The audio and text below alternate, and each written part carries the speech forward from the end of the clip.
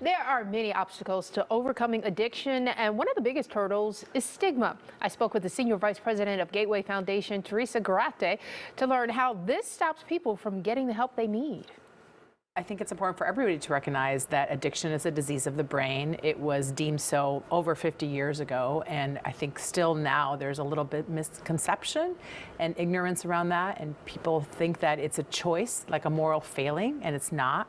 So it's very important for people to understand that if they are suffering from any kind of addiction, substance use addiction or another process addiction, that they need to seek help. Just like when I had breast cancer, I went and got treated for my breast cancer. It was not shameful. It was not my choice. And so that's really important. And what else we can do around ending the stigma is talk about it.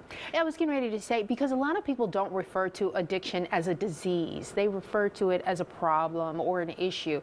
But as you point out, it is truly a disease that they cannot help. Absolutely, and it's treatable, right? So Gateway Foundation, we provide treatment services all across the state and in other states as well for people suffering from the disease of addiction.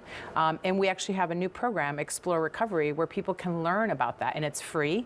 So you can tune into from our website and go on and learn about why it is a disease of the brain and what you can do to treat it. What are some of the stigmas that people face besides the fact that you're overindulging, you have the ability to stop?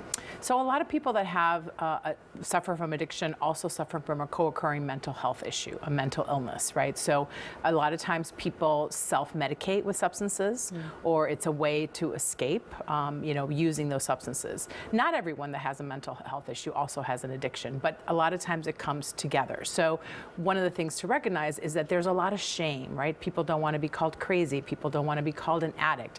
And a lot of what society does is the language that we use impacts that. So we need to overcome that by normalizing it and talking to people about it. And if you have a loved one, if you care for somebody who is suffering from that, making sure that they know that you're there for them, that you love them and to support them, and that there is no shame. And that is, I think, one of the biggest barriers to getting people treatment.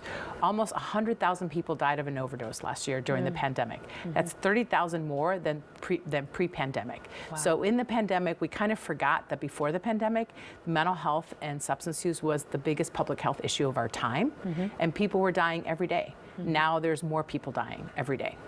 Partly possibly because of the isolation.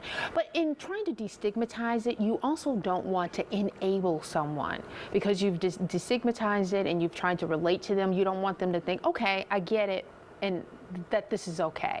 How do you help them to get that help? I think that's a great question. With any disease, they say that your mindset is what makes you overcome the disease. Again, I'll refer back to my breast cancer, right? I had a really positive mind. I was able to fight it, and that goes a long way. So enabling is not what we want to do, but we want to make sure that we empower people to take action.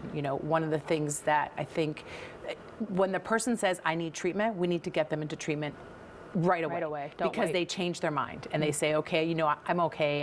I can just stop for a few days and be fine. So when that person is ready to access treatment, we need to make sure that they get it as soon as possible. So if you or someone you know is struggling with addiction, you can reach out to Gateway Foundation. Their information is right there on the screen.